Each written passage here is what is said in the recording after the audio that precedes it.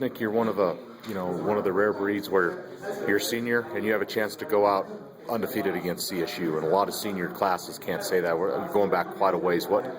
I know this season hasn't panned out the way you'd want it to, at least to this point, but what would that mean going undefeated against CSU, and how much would that mean to you and this team and even these seniors to do that?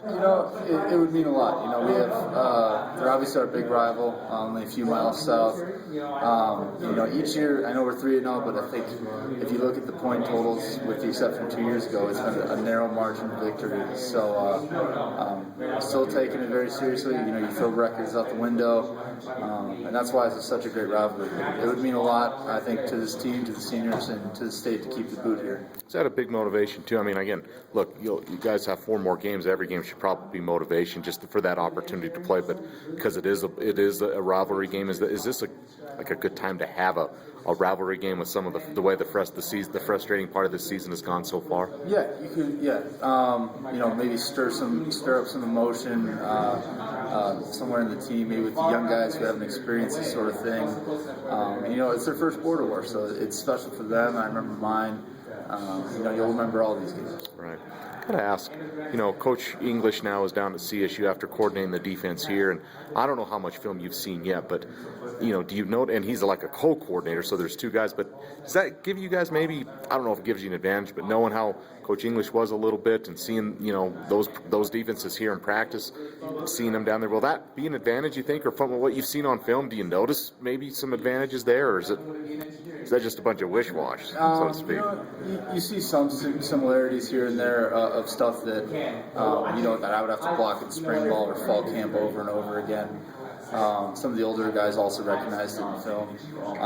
But it's going to be a game. They're probably going to have some different stuff for us, and we're going to have to protect well. We're going to have to establish a running game in order to get a W. I think it'll take times against Boise. Those first 2 drives, you guys drove it down the field. You ate up time. You executed.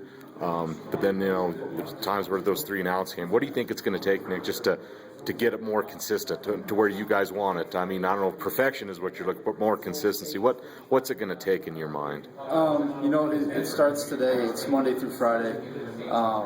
Getting in the film room, getting your game plan down, eliminating mental and critical errors, and drive stoppers, like we call them. Penalties, getting behind the chains in the first and 15s, drop passes, missed assignments on a run block.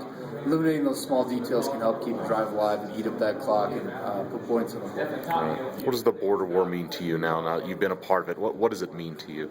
It means a lot. I remember being a freshman and not really getting it, but the more you play them and the more that you drive down 287 and roll through 4 counts, you get it, and it means a lot. You walk a little taller, you wear the brown and gold, the steamboat on your car, whatever. It's just nice to have that boot in there. What's your favorite border war memory, at least to this point? I guess 44-0 would have to be a pretty good one. Gotcha. Now it's Halloween week, so I got to ask, favorite costume growing up that you wore for Halloween? I was a mad scientist one year, and I had dry ice and it bubbled over, so that was a cool costume. Very cool. My parents helped me put together. Cool. And now, favorite Halloween candy?